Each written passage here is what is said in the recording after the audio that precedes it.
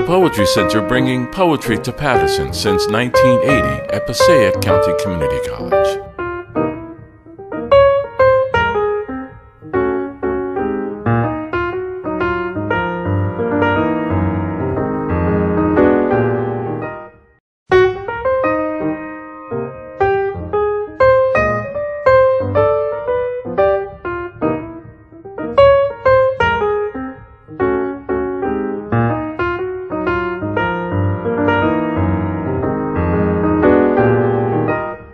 Our next person is Karen Lee Ramos.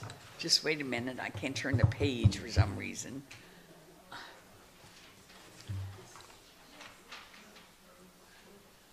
All right, Karen Lee Ramos is an active participant at the Writers' Roundtable in Newton, New Jersey. Her poems have appeared in Paterson Literary Review, the Stillwater Review, and forthcoming in Volume 2 of the anthology Voices from Here.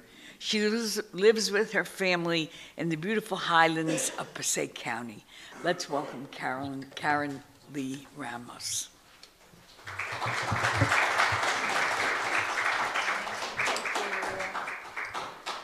I want to thank Maria. I took my first workshop with her. In it, I wrote the first poem that ended up being published in the Paterson Literary Review a few years ago. So thank you. I wouldn't be here if it wasn't for you. And Eileen, I think our grandmothers would have been friends. This poem is about my grandparents, particularly my grandmother. In her day, she was known as a difficult woman. And I am proud to say that I am known as a difficult woman too. You can ask my husband. This is, right? No well-behaved women make history. Okay, this is called Victorious. When they bought the house in Rochelle Park, she planted the biggest victory garden on the block. But patriotism wasn't the talk of her new congregation. She attended church alone. Her husband wanted to sleep late on weekends. A carpenter by trade, he said Jesus would understand. Tired of the unholy gossip, she volunteered him to build the new front pews for free. Make a lasting contribution to her good standing by building seats. He used scrap wood, never told the minister it was pinched from work he did in the beer mansions of Newark. But she knew. Once the job was finished, he went back to sleeping late on Sundays, until after his stroke, when she wheeled him in every week, parked the chair next to that front pew he carved by hand, where he sat silent as she sang Amazing Grace.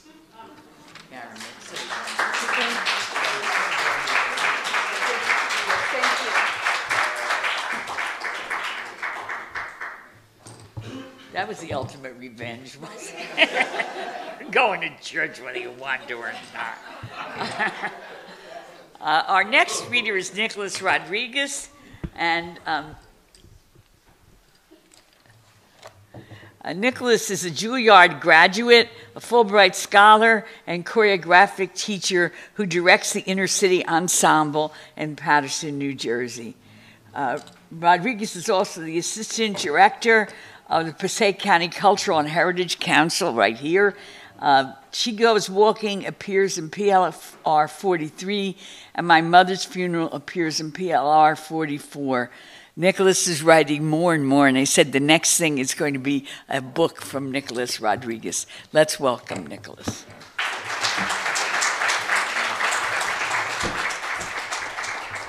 Thanks, Maria. Thanks for all your encouragement and all you do for poetry and all you do for Paterson. It's an honor to be a Patersonian when I think about your work, and thanks to Susan Ballack. My father was a sharp dresser. He taught me how to tie a tie when I was really young. He used to sometimes get confused for a detective in the projects where we grew up because was the era where they wore the fedora hats and stuff. So anyway, this is for my dad. This is reconciliation. Today I dress up to honor a faithful Pentecostal minister who still claimed at 85 that clothes make the man stand out in a crowd, a vain father who preached at me during our monthly long-distance conversations, "Vístete bien siempre," always dress well. People will say, "Te ves guapo," you look handsome. Even women will whistle when you dress to impress. Today I hold a white cotton shirt against my chest, tie a perfect tie, looping even circles, completing the final knot with such finesse, my father would have smiled and surely confessed, "Así se hace." That's how it's done. Today I polish shiny shoes, new and black, my feet no longer tired, feel comfortable after the long walk around the Paterson Great Falls and a housing complex that replaced the projects where I was born and raised. Today my leather shoes arrive home on Van Houten Street without a scratch.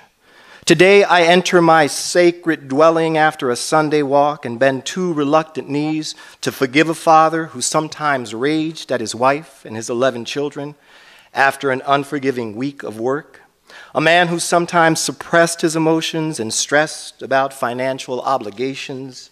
Today I lower my head at an imperfect angle to ask God and the air surrounding me to accept my forgiveness for misunderstanding a man who hurt in solitude and sometimes hurt me, said, "Be silent, or I'll give you something real to cry about." Today I press two palms together to bless the hand that held the belt, that delivered a leather sermon, leaving confusion and welts on my thighs and my siblings' naked arms. Today I identify with a minister who sometimes doubted his spiritual calling and godly vocation, a father who tolerated hardships that seemed likely to break his back, a man of the cloth who eventually accepted his gay children and their lovers into his house of worship. Today I sympathize with an American who assimilated too well, put too much faith in God and a government that in the end delivered most of his children and their families from poverty. Today I bless the heart that disciplined a family, a heart that never meant to leave scars, a heart that survived a quadruple bypass and the passing of a wife and twin sons. Today I praise my father's gray blue eyes, the ones I envied and sometimes despised for not finding their way into my genetic makeup. Eyes I first saw cry at family weddings he officiated. Today I pause to bless the dirt roads in Puerto Rico where my father walked for miles. Barefoot to school, I bless the hard earth my father slept upon as a boy, no electric light for reading books. I praise the plumbing that replaced latrines, the water that arrived rendering rivers domestically unnecessary. Today I read Richard Blanco's poem about shaving but do not shave. Instead, I remember the man who held a blade to his face and appeared invincible while shaving, all the while resenting the world around him and children he could not control. Today I say a prayer of reconciliation and cry for a father who would not cry for himself.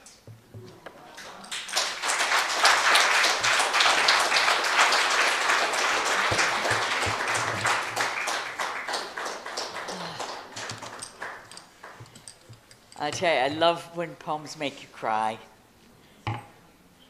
Our next reader is Kenneth Silvestri from Nyack, New York, and he's the author of A Varied Harvest, The Life and Works of Henry Blake Fuller, University of Pittsburgh Press, 1987. Oh, I'm sorry, honey.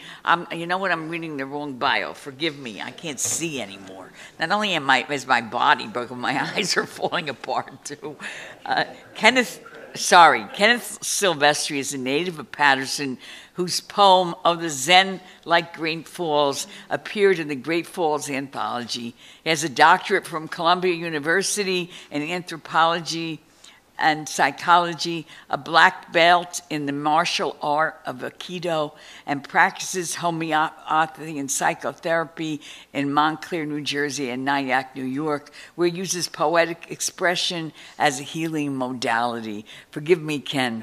I'm sorry, I was reading the wrong bio. It never dawned on me. Okay, let's welcome Ken Sylvester.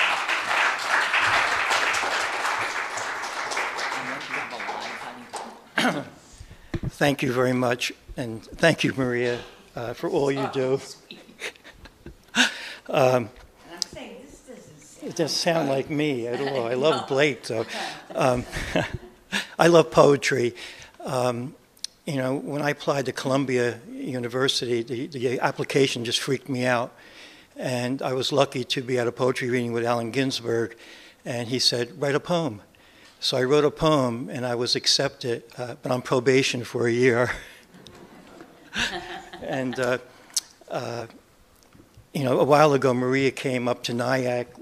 My sweetheart, Natasha, runs the Rivertown Film Association, and we had a film about Allen, and Maria was kind enough to come and be on a panel and present just a wonderful, you know, talk about poetry and Paterson.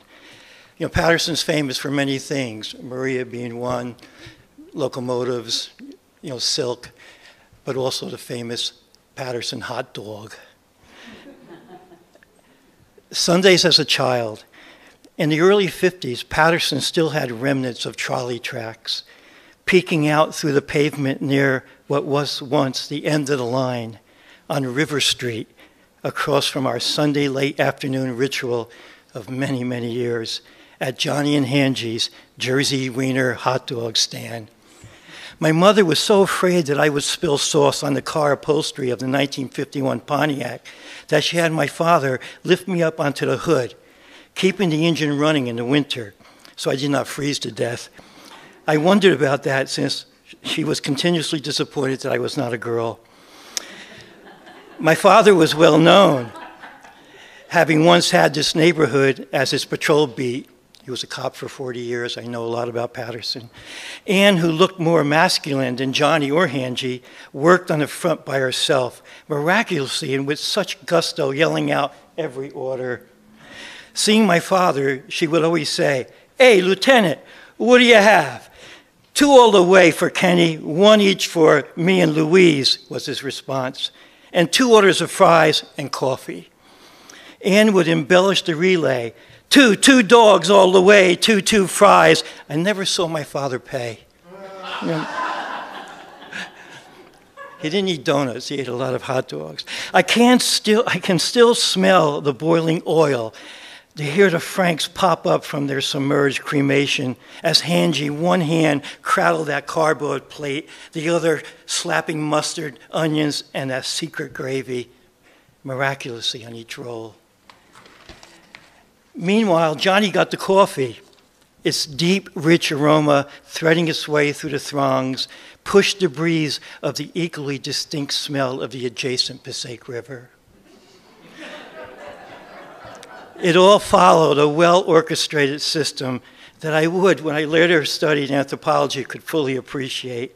You know, afterwards, like clockwork, we would drive a few blocks to East 18th Street to Nornie's house. Her kindly, empathic 4'11" frame was contagiously expansive.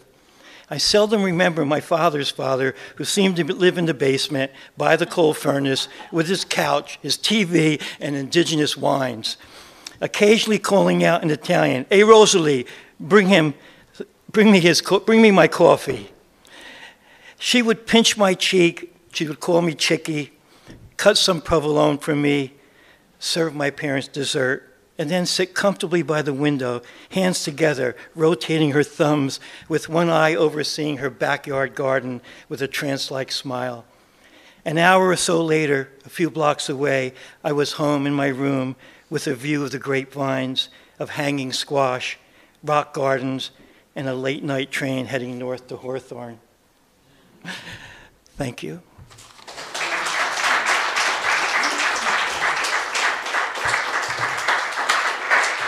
Johnny and Haynes's has moved to Fairlawn, but it's not the same. Not without Johnny. Okay. Um,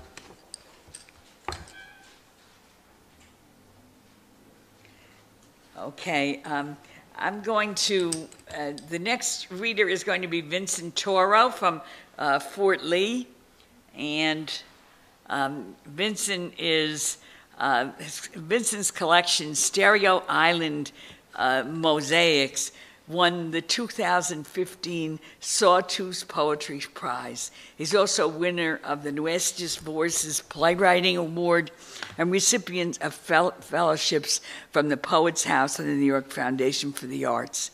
He teaches at Bronx Community College and is contributing editor at Paterson Literary Journal. He also works a lot for the Geraldine Dodge Festival in that wonderful poetry program started by Jim. And I had the pleasure of being at several of those mini festivals with Vincent, and he is absolutely amazing in a classroom. Let's welcome Vincent Toro.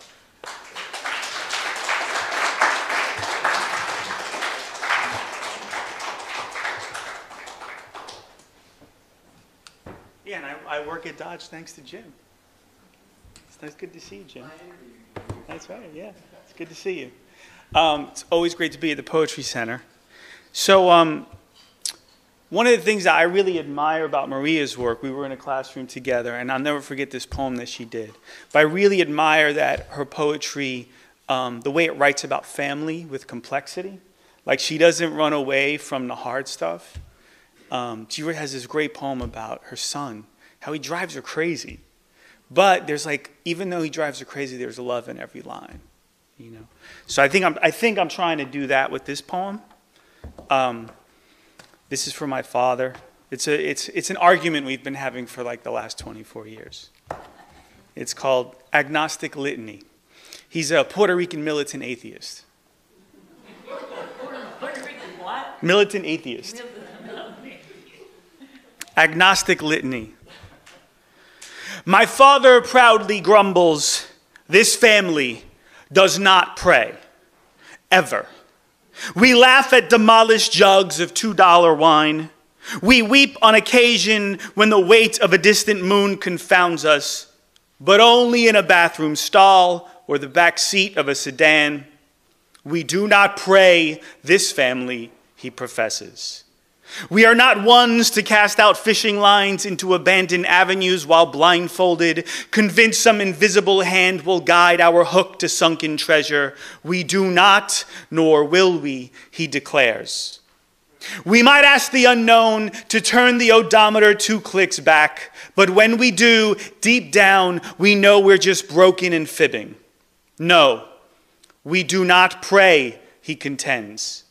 We might pull overtime and go without sleep. We might bend ourselves into enigmatic shapes in stale efforts to become something more than ourselves. We will even juggle old car batteries and spoiled bales of cabbage.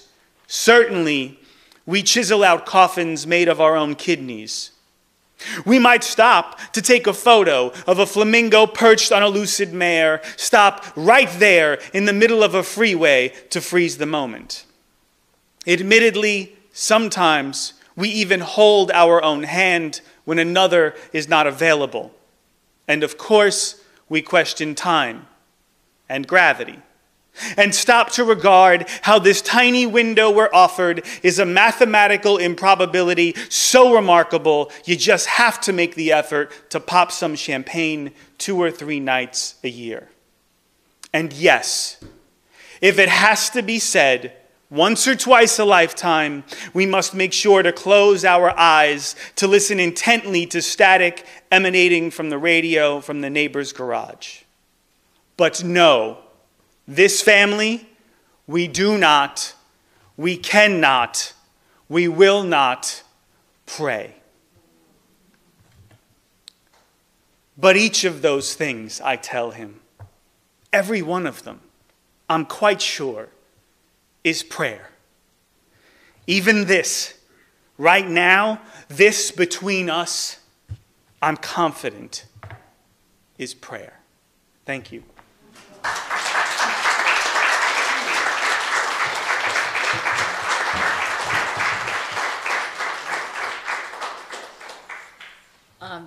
The next person is Tanisha Tuck.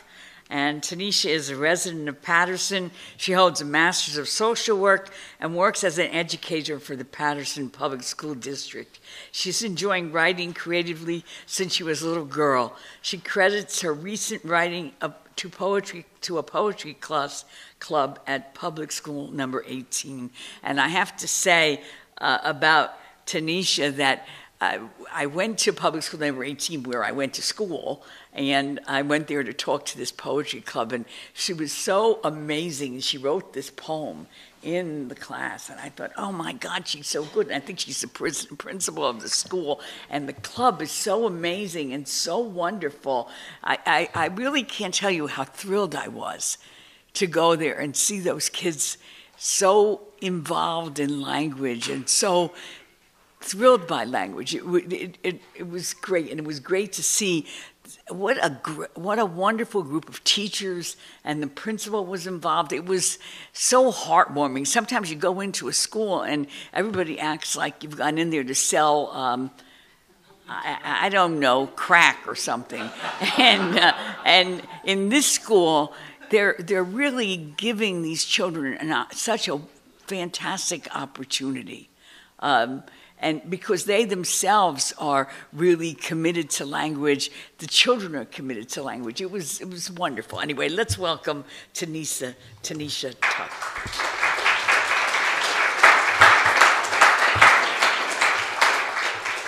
You're so cute too. Thank you. Good afternoon, everyone. Thank you, Maria, for this wonderful and humbling experience. Had it not been for Maria, I would not be in this book. She whispered to me during our poetry workshop, I'm going to put that in a book, don't tell anyone. This is my first publishing, thanks to Maria. I've never been in a magazine or a book ever before, so I thank her for this moment and this opportunity.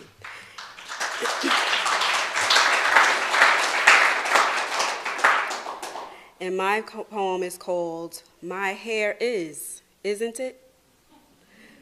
Blonde dolls, white models, hair swinging to and fro, blowing in the wind. Mine doesn't look like that. Mine doesn't move like that. Think I'll place a white towel on my head. Now hair down my back, long ponytail, just like the lady on TV. In the magazines, like the dolls in the toy store.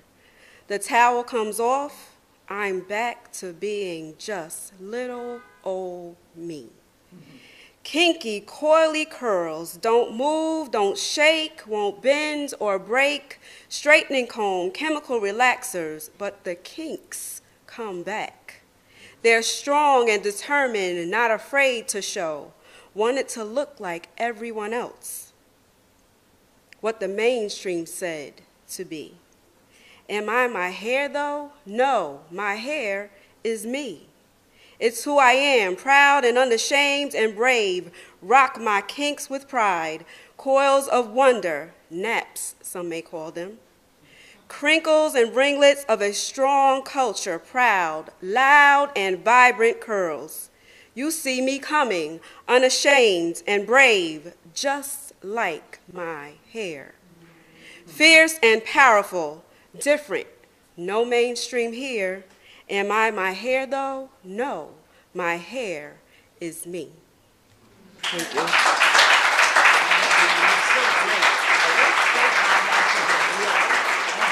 Just a second. And Sharida received the Faculty Excellent Award from Felicia University, Lodi, New Jersey, where she teaches literature and writing. Her poetry has been published in the Paterson Literary Review, Waterways, and elsewhere.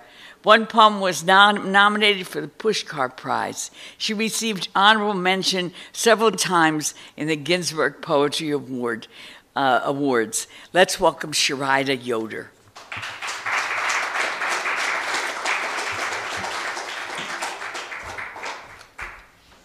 Thank you, and thank you, Maria, for all the opportunities you've given to all of us. Thank you. My poem is called The Cool Church Girl. I do not fit in only at church events, but everywhere. At church suppers, teaching Sunday school, though I might fumble at setting up with the altar guild, tripping on the red carpet, a little clumsy with the silver paten and chalice, maybe singing off-key in the church choir, but at a party with cool people, I sing the most songs, knowing classic and rock, hip-hop, rap. They don't ask where I grew up or wonder how I know all the words to all the songs. Oh, baby, yes, I do. I drink just enough to be social, but stop before I start to stumble on the stairs or fall asleep on strangers' sofas. I know how to get drunk right. But there are things I do not do. I hate yard sales, stopping to see sad people in their driveways, selling their unwanted junk, a litany of loss, jeans grown too tight, dresses too old, children's toys after they're all grown up, stuffed animals unloved, Afghans made by dead grandmas, discarded high heels that never fit, bathing suits limp with bygone summers, out-of-date cameras, unused film, all those celebrations unrecorded, vanished without a sign. Their piles of stuff in the bright April sun scream with sadness. You won't find me standing there, picking dollar bills out of my pocket, walking away with sweaters in recycled plastic grocery bags. And I hate church rummage sales, too. Old men and women with no place to go, filling their boxes with chipped treasures they will never use, buying flowered blouses for occasions they no longer have. Not me. I rush inside just for the vintage rack and pick up beaded miniskirts and hot fringed halter tops. I so cool, I shimmer.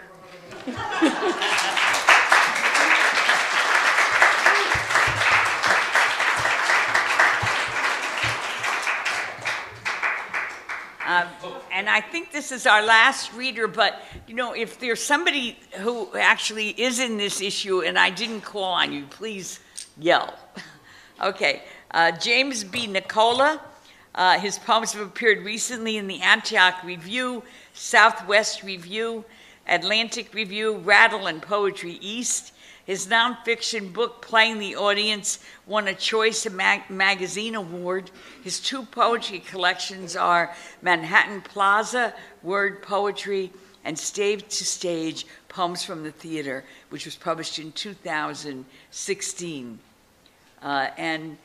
He also has a webpage which you can find on his in his bio in the journal. Let's welcome James B. Nicola.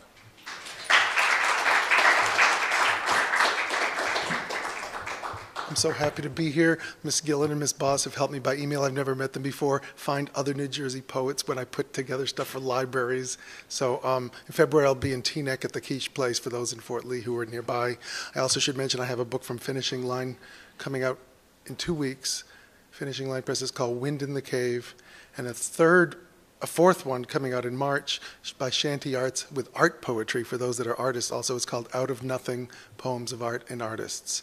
So, but if you ever need a poet to come from Manhattan to Jersey to read poetry with you, I'm happy to do it, as Bob Rosenblum knows from Somerset. Sure. And thank you to Lisa for chiming in. I happen to be sitting next to, I'm James B. Nicola. I happen to be sitting next to Lisa Nicolau, and I figured, wait, are you going? Why are you going first? What happened? And she was sitting right next to me. So we'll tell you when the kids are born. Oh, I know. Yeah, I'll figure out why. But you know, every once in a while. My story is called "Boys Are Bad," or "My Name Is Not Really Charles." Boys are bad, or my name is not really Charles. I never said I didn't do it to Mrs. Haig, who was my strawberry blonde teacher, 5th grade, in an age when even teachers wore miniskirts, and I was just old enough to entertain crushes, like on Karen Oates, Kimberly Johnson, the one my age, not the one my brother's age, and Mrs. Haig. So when she said, the air suddenly crisp as my nostrils, "Charles, I'm surprised at you." After giving detention to all 28 gathered on the grass outside the wee window of the cabin that served as home base for field trips to the Audubon Society Sanctuary in Petersham, I didn't say, "What, are you surprised to see me? For I was lost in the woods and just am so happy I found you all that I missed lunch." Because I had just said to the 27, "Hey, what you doing?" and hadn't gotten an answer yet. But I was nowhere near the window, so what was Mrs. Haig talking about? I later found out that the girls were inside using the single lavatory, one at a time. Currently Sarah Rosenthal, our recent import from New York City, who was a friend of mine. Our mothers played bridge and were both friends of the Worcester Art Museum or something. Anyway, I didn't understand why anyone would even think of wanting to watch someone, even a girl, taking a pee or a poop. But when the boys told me that's what they were doing, I never let on that I had been lost in the woods. With 62 kids, no one had noticed, not even the adults. And at D Hall, the whole next week, I never told Mrs. Haig or anyone. How could I? Till now. Thank you all so much.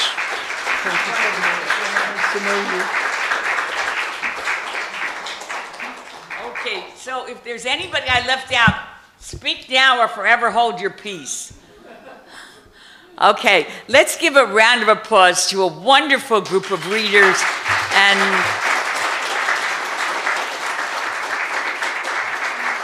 to poetry and how happy it makes us and how much it saves our lives.